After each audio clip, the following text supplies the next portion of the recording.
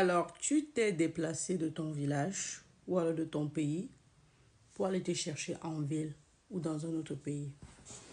Vous allez voir ici la baigne. Bon, à peine tu es arrivé, que tu ne t'es même pas, tu n'as pas encore trouvé tes repères, tu commences déjà à envoyer l'argent à la maison ou au village. Moi, je viens dans cette vidéo te dire de réfléchir. La vidéo est sensible. Ce que je vais dire est sensible. C'est difficile. Vous êtes déjà sur la défensive à dire, ouais, je ne dois pas m'occuper de ma famille. Tu sais comment ma famille a souffert pour m'élever. Ma mère a souffert pour m'envoyer en Europe, pour quoi que ce soit. Oh, il faut être généreux dans la vie. Hold on, hold on, hold on. Hello. Arrêtez-vous. Écoutez ce que j'ai à dire jusqu'à la fin avant de parler. D'accord? C'est normal que vous ne soyez pas d'accord avec moi. Ce n'est pas la parole d'évangile ici. I'm just speaking about something. Je parle de quelque chose que je sais que ça impacte sur la santé mentale des gens. Mais aussi, je parle de quelque chose que je sais que ça va vous aider à mieux aider vos familles. Lorsque tu laisses ton pays d'habitation ou ton village et que tu arrives dans une ville étrangère ou dans un pays étranger, tu dois tout acheter. Tu dois te reconstruire. C'est comme si tu partais, tu prenais un nouveau départ. Tu dois te trouver un logement, garantir ta sécurité sur le plan des papiers, trouver un travail, c'est-à-dire trouver une stabilité.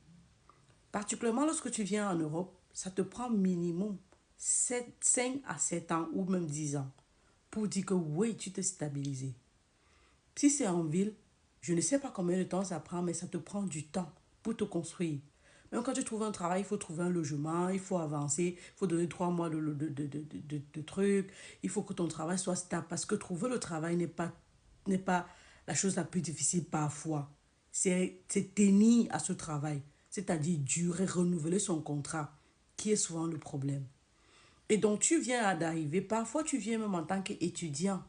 Mais derrière le travail, derrière ta position d'étudiant, tu te bats quand même à trouver des petits boulots, le laga, de petits travails pour subvenir à tes besoins, pour arrondir tes fins du mois.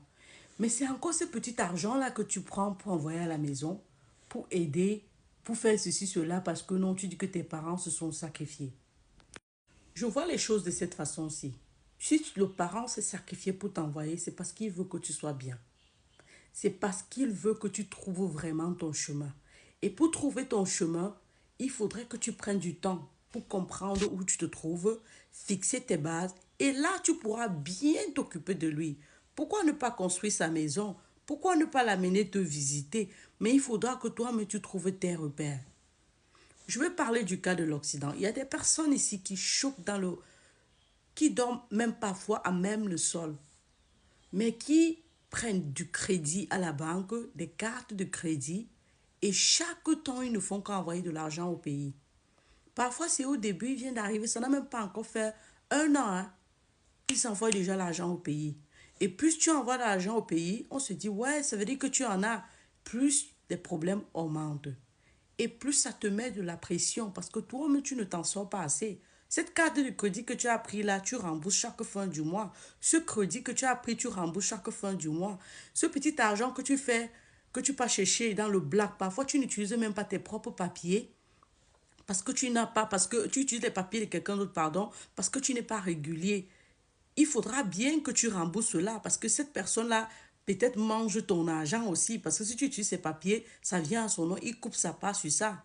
Alors que si tu pouvais travailler comme tu le fais là, des petites sommes que tu fais, économiser, aller te payer une formation, à défaut d'envoyer à la maison, ça va te permettre à la fin de la formation de trouver un travail plus rentable, plus stable et là tu pourras maintenant aider tes parents ou alors aider ta famille comme il se doit. Ce qui se passe, c'est que tu le fais parce que non, tu ne veux pas qu'on dise que tu es chiche, quoi que ce soit. On ne va pas dire que tu es chiche du moment où tu ne t'en sors pas. Ce sont tes parents, tu peux leur parler. Je viens d'arriver, maman. Maman, je viens d'arriver, voici la situation, je te promets, je t'ai pas oublié, je vais faire ceci, je vais t'envoyer ce que, tu sais que je vais te mettre bien. S'il te plaît, donne-moi juste le temps de trouver mes repères. Ça va se faire. Maintenant, s'il y a des situations de maladie, des situations d'urgence grave, tu te sacrifies maintenant, tu envoies de l'argent. Ce qui se passe dans les familles est souvent hallucinant. Tu vois une personne, un frère ou une soeur qui est de l'autre côté, Son petit frère ne fait que dire, oh, on n'a pas encore payé ma pension, il y a encore telle chose à donner à l'université, il y a encore telle chose, j'ai besoin du computer, ici, c'est bien. La grande soeur est fière de le faire parce qu'elle est de l'autre côté. Elle se dit, je prends bien soin de ma famille. Curieusement, le même petit frère a déjà enceinté une fille. C'est la même grande soeur qui fait encore le trousseau de cette fille-là, alors qu'elle-même, d'où elle est là-bas, elle ne dort pas bien. Elle dort même le sol. Elle est incapable de mettre le chauffage dans la maison. Elle a la grippe tout le temps. Elle est obligée de dormir dans les habits lourds parce que parfois certains dorment même dans la rue. Vous ne le savez pas. Ou parce que parce qu'on a vu, tu as posté une photo qui est belle, on va dire, wow, il y a l'argent. Et vous leur donnez pas, de cette façon, vous leur donnez l'impression que la vie est très facile. Non, la vie n'est pas facile, c'est dur. C'est rude, c'est traumatisant. Tu dois tout acheter jusqu'au séjour parce que pour renouveler le permis de séjour, ça coûte 300 € dans certains pays. Tu dois renouveler ton passeport, tu dois être régulier, tu dois tout payer. Lorsqu'on est au village ou on est au pays, qu'est-ce qui se passe? Quand c'est chaud, on rentre au village acheter des denrées alimentaires. On entre au champ cultivé pour pouvoir continuer à manger. Mais ici, tu fais ça comment? Même la Caritas qui existait avant, ça n'existe plus. Les charités n'existent plus. Tout maintenant se vend. On me dit, oh non, et si j'ai laissé mes enfants d'abandonner mes enfants. Non, absolument pas. Si tu es parent et que tu as laissé tes enfants, c'est normal que tu te bats, tu envoies de l'argent parce que normalement, tu devais amener ces enfants avec toi ou cet enfant avec toi. Mais parce que tu n'as pas pu le faire, tu envoies de l'argent, tu joues ton rôle de parent. Le hic maintenant, c'est que la personne à qui tu as laissé l'enfant, parfois utilise l'enfant pour t'épuiser. C'est-à-dire, tu laisses l'enfant avec quelqu'un, la personne te suit chaque semaine. L'enfant a besoin de ceci, l'enfant a besoin de cela. Jusqu'à ce que quand tu fais l'évaluation, tu vois que si tu avais amené ton enfant, ça devait être moins stressant que ce que tu es en train de faire. Parce que si ce que tu avais préparé à la maison pour 2 jours, tu manges avec ton enfant là-bas, tu ne sais pas, on fait que te dire des problèmes, des problèmes. C'est vrai que être parent est dur. Avoir un enfant, ce sont des dépenses continues. Mais parfois, c'est juste de l'exagération. Telle personne, on va t'appeler pour te dire, tu connais la tante de tel qui a fait ceci. Tu vas prendre l'argent envoyé alors que tu ne t'en sors pas. On ne peut vraiment aider les gens lorsqu'on s'en sort. Le X, c'est que pendant que tu donnes, tu te dis que tu es en train de faire quelque chose de bien. Tu n'es pas en train de faire quelque chose de bien. Pour que tu aides vraiment, fais venir les autres personnes te retrouver, vivre ta réalité et qu'ensemble vous puissiez aider. Voilà de l'aide. Fais venir, par exemple, tes parents venir voir d'où tu vis, comment tu vis et comprendre ta réalité, même si parfois certains parents ne comprennent pas. Ils pensent même plutôt que comme tu vis dans une maison qui est un peu bien, ça veut dire que tu vis tellement bien ta vie. Ne comprennent pas, c'est que dans certains pays européens, la loi exige que si tu as les enfants, tu dois vivre dans un style de maison en particulier. Mais ces choses-là, au moins, les faire venir, te voir comment tu sors chaque jour, tu rentres tard, parfois tu ne dors pas, parfois tu stresses énormément, c'est quand même bien pour qu'ils se rendent compte comment c'est difficile, pour qu'on ne prenne plus les problèmes des tantes, de tes cousins, de tes neveux et de tous les membres de la famille jusqu'à la X génération pour mettre sur toi. Une seule personne ne peut pas tout supporter. Tu t'es érigé ici en sauveur de ta famille ou alors la seule option. Tu n'es pas la seule option. Non. C'est de ça que je parle. Il faut donner à la famille, il faut aider, mais il ne faut pas le faire exagérément. Il faut choisir la cible. Si c'est tes parents, tu te dis, je fixe l'argent de nourriture chaque fin du mois, je donne ceci pour l'instant. Quand je vais aller mieux, je construis leur maison ou j'augmente, ou alors je prends un médecin à ma maman ou à mon papa. C'est comme ça qu'on établit. Mais pas que tu donnes aux cousins, aux oncles, à tout le monde. Tu veux satisfaire tout le monde. Entre-temps, toi-même, tu ne vis pas bien, tu étouffes. Quand tu vas tomber, parce que tu vas tomber, je t'informe que tu vas tomber. La vie, c'est comme ça, on tombe, on se relève. Tu vas confirmer. Ils vont t'humilier. Ils vont te faire comprendre que tu as échoué ton Europe, que tu as échoué tu as migré en ville pour échouer. Tu es devenu un échec. Parce que ce que tu ne sais pas, c'est que pendant que tu donnes tout cet argent, ces personnes continuent d'évoluer. Donc, tu n'es pas l'unique option. Tu es juste l'option favorable. Si tu arrêtes de donner, ils vont continuer d'évoluer. Si tu arrêtes aujourd'hui, si tu tombes malade, tu es sur un lit d'hôpital, ils vont continuer à vivre. Ils vont continuer de vivre normalement et même mieux que tu peux en penser. Un membre de la famille te pose un problème, ce n'est pas parce que si tu ne donnes pas, wow, tu es en train d'étouffer.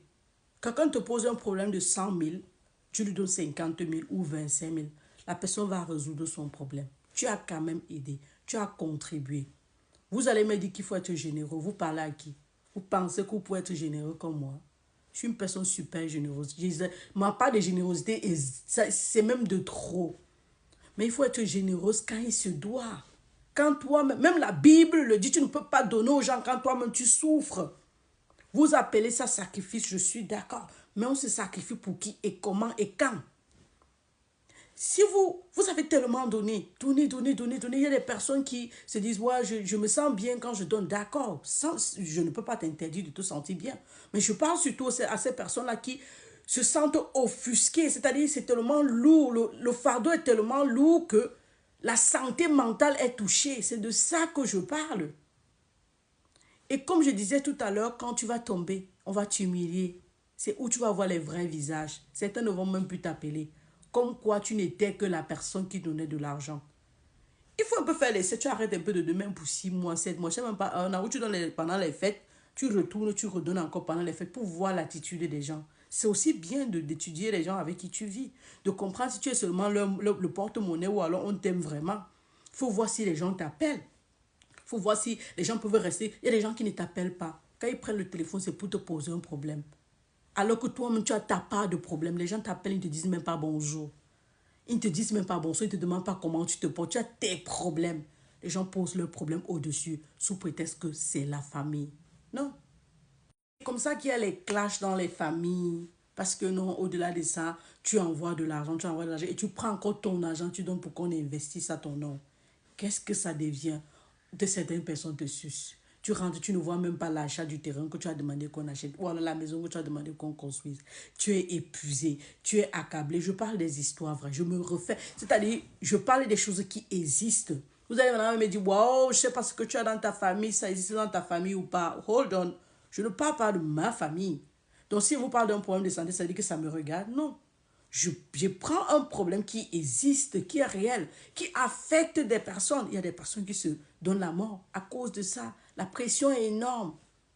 Tu devrais d'abord sécuriser toi-même ta propre position. D'abord, avant de penser à quelqu'un d'autre, c'est logique. Hein? C'est très logique ce que je dis. Mais vous êtes sur la défensive, vous allez m'insulter. Tu n'as pas d'assurance maladie, mais tu envoies l'argent tout le temps. Par mois, tu peux envoyer, je ne sais pas, chaque semaine, tu envoies de l'argent. Va dans ton application d'envoi de l'argent, d'envoi d'argent. Tu fais le calcul de ce que tu envoies. Tu me dis, tu te demandes à toi, mais si je payais mon assurance santé, est-ce que je ne me serais pas couverte?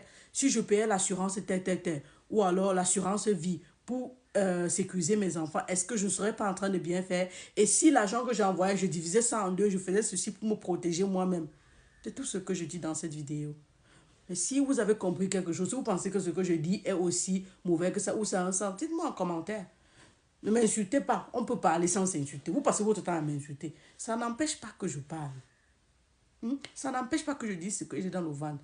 La daronne de la santé 3.0, doctoresse Adèle, je suis une infirmière. Je ne parle que de ce qui peut affecter la santé. Je ne parle que de ce qui... Vous n'avez pas encore vu quelqu'un qui a chuté, qui était quelqu'un qui avait de l'argent et que subitement la personne a chuté, comment sa famille... Seigneur Dieu.